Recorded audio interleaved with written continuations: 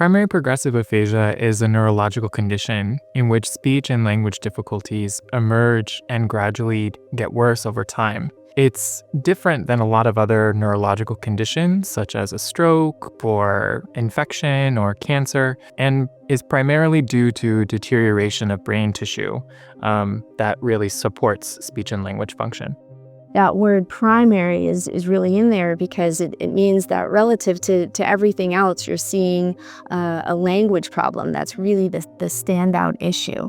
The current scholarship and current thinking in primary progressive aphasia is to subclassify diagnoses into 3 variants or types of PPA. The first is the semantic variant.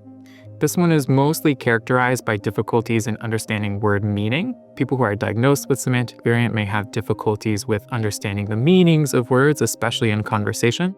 The second typical variant in primary progressive aphasia is the non-fluent or agrammatic variant of PPA.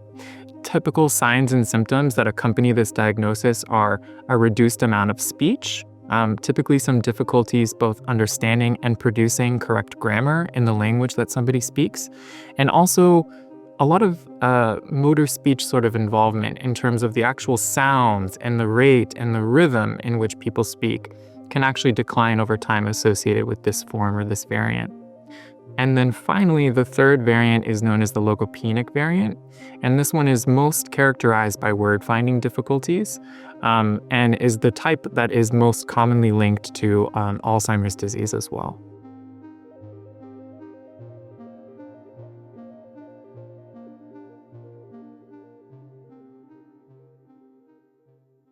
All of those can start in a way where, there might be just a subtle difficulty conveying meaning. There may be a subtle difficulty getting a full understanding of what others are saying or what somebody's reading. It's not until a person is maybe removed from the daily routine where, a lot of things you don't even have to think about, where some of those problems become clear, either to the person who's experiencing them or another person who's witnessing these activities. The great news is a lot of things can be helpful in primary progressive aphasia. There is a lot that can be done in management of the PPAs, and we've really advanced in our thinking in terms of what can be helpful for a lot of clients. So speech and language therapy is, I think, one of the #1 things that is most helpful for clients. Another big component of follow-up care for PPA is to see a neurologist, typically on a frequent time scale. I think a couple times a year is what neurologists might recommend for participants.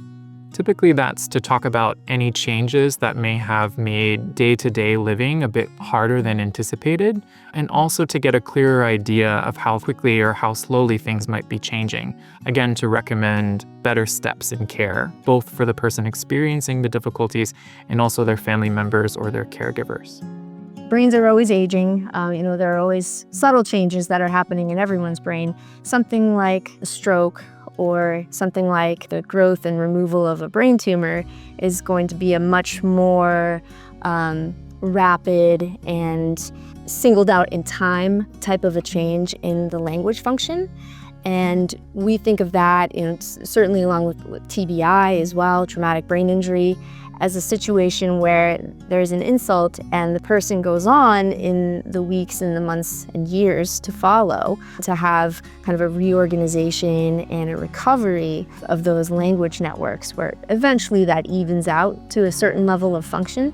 Conditions like primary progressive aphasia and those neurodegenerative diagnoses, on the other hand, those are the ones where you're noticing a protein accumulation, you're noticing the loss of cell populations in the brain that does continue over time. And fortunately, although we know of ways to boost cognition and we know of ways to work around this process, we haven't quite found a way to stop this process. And so we think of that as a more ongoing dynamic change. The #1 piece of advice that I would give people who are newly diagnosed would be to ask questions about your own expectations and to sit and think about what your own goals are. Life doesn't end just because a diagnosis of a neurological condition has been made. And I think that if people are willing to keep engaged as much as they're comfortable and able to do in social situations, to lean on family and friends for support when needed, and to really find a community of people who either have similar diagnoses or who know what it's like to experience speech and language difficulties, whether those are progressive in nature or the result of a stroke or a motor vehicle accident. And I think really finding that sense of community is what's most helpful to people and often can sort of give people a sense of comfort in a really uncertain time.